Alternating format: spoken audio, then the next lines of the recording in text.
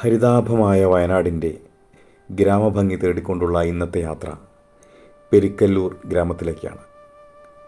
കർണാടകയിലെ അതിർത്തി ഗ്രാമമായ ബൈരകുപ്പയെയും പെരിക്കല്ലൂരിനെയും വേർതിരിക്കുന്ന കബനി നദിയിലൂടെ ഒരു ചെറിയൊരു തോണി യാത്രയും. അതൊക്കെയാണ് ഇന്നത്തെ യാത്രയുടെ പ്ലാൻ.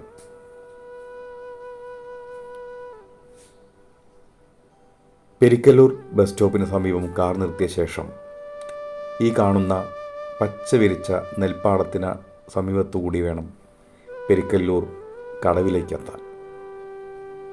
അങ്ങകലെ തെങ്ങിൻ തോപ്പുകളും കവുങ്ങിൻ തോപ്പുകളും അതിർത്തി നിർണ്ണയിക്കപ്പെട്ടിട്ടുള്ള മനോഹരമായ പാടം. കണിയാമ്പറ്റന്ന് യാത്ര ചെയ്ത് പനമരം വഴി, നടവയൽ, നെല്ലിയമ്പം വഴി, മുള്ളൻകൊല്ലി വഴിയൊക്കെയാണ് ഇവിടെ എത്തിയത്. ഇതിൻ്റെ അക്കരെ പോകാൻ നമുക്ക് നിലവിൽ കടവിൽ കടത്ത് തോണികളുണ്ട്. ഇത് കുറച്ച് അപ്പുറത്താണ്. കടവിലേക്ക് പിന്നെ പോകണം.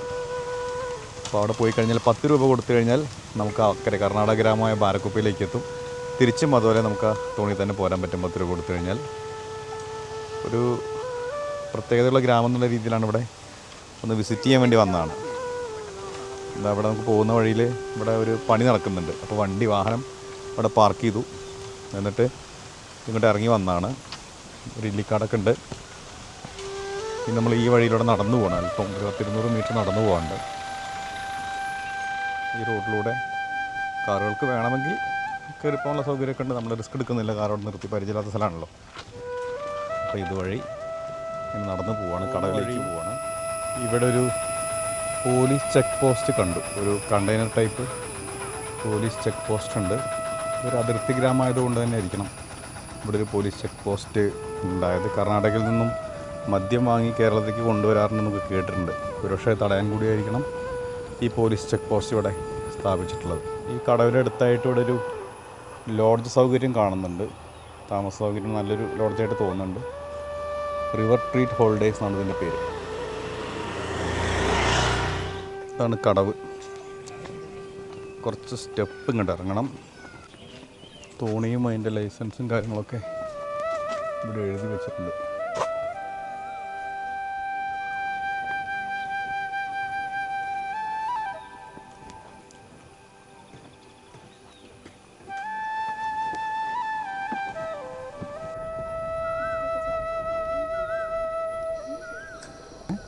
കേരളത്തിൻ്റെ കടവിൽ നിന്നും ആ കാണുന്ന ബൈരക്കുപ്പയിലെ കടവിലേക്ക് 5 മിനിറ്റിൽ താഴെയുള്ള യാത്ര മാത്രമേ ഉള്ളൂ.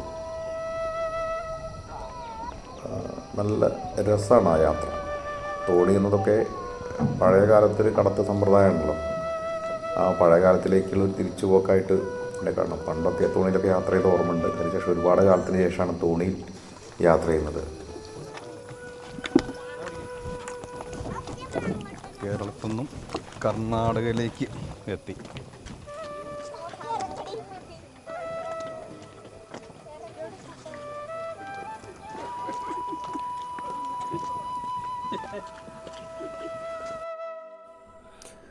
തോണി ഇറങ്ങിയ ശേഷം ഒരു 50 മീറ്റർ നടന്നാൽ മെയിൻ റോഡിലെത്തും. ആ പോകുന്ന വഴിയിൽ കുറച്ച് കടകളൊക്കെ ഉണ്ട്.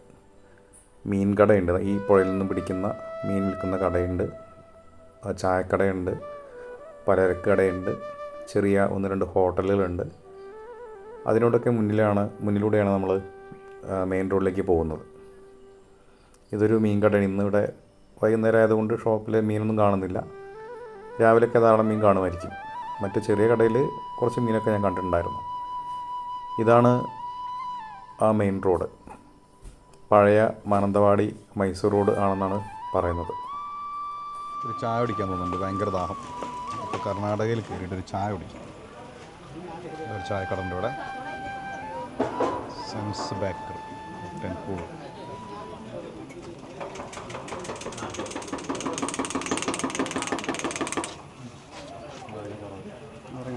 ആ റോഡ് എങ്ങനെ പോകണേ? മരക്കടവ്.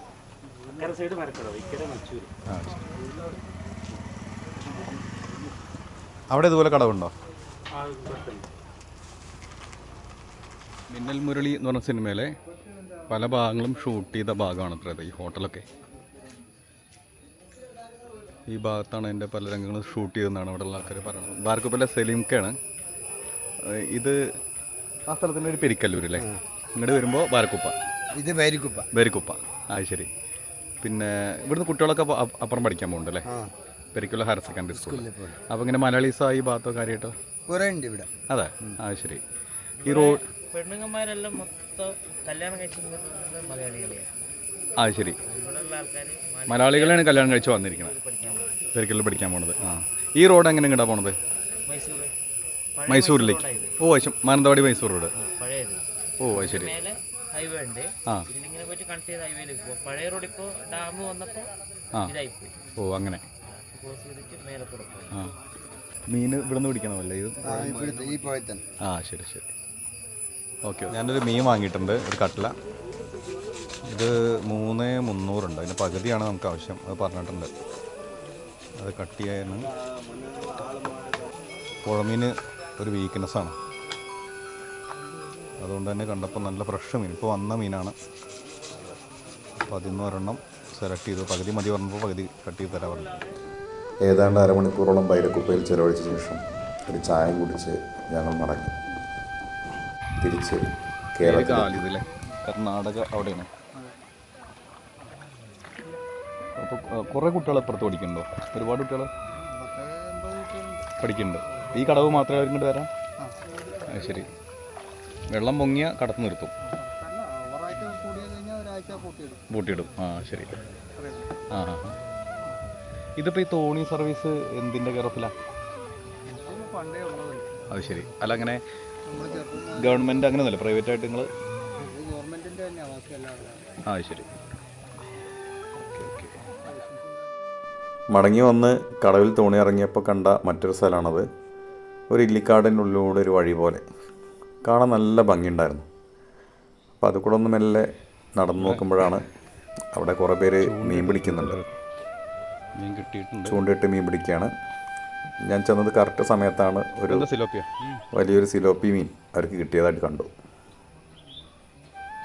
ഈ നദിയിൽ നിന്നും ധാരാളം മീൻ കിട്ടുമെന്നാണ് തോന്നുന്നത്. കുറേ പേരോടെ മീൻ പിടിക്കുന്നതായിട്ട് കണ്ടിട്ടുണ്ടായിരുന്നു. ഈ അതിർത്തി ഗ്രാമത്തിലെ കാഴ്ചകളെല്ലാം കണ്ട് ആസ്വദിച്ച ശേഷം വൈകിട്ട് 6 മണിയോടുകൂടി ഞങ്ങൾ മടക്കയാത്ര ആരംഭിച്ചു. അടുത്ത ഗ്രാമക്കാഴ്ചകളുമായി വീണ്ടും കാണാം.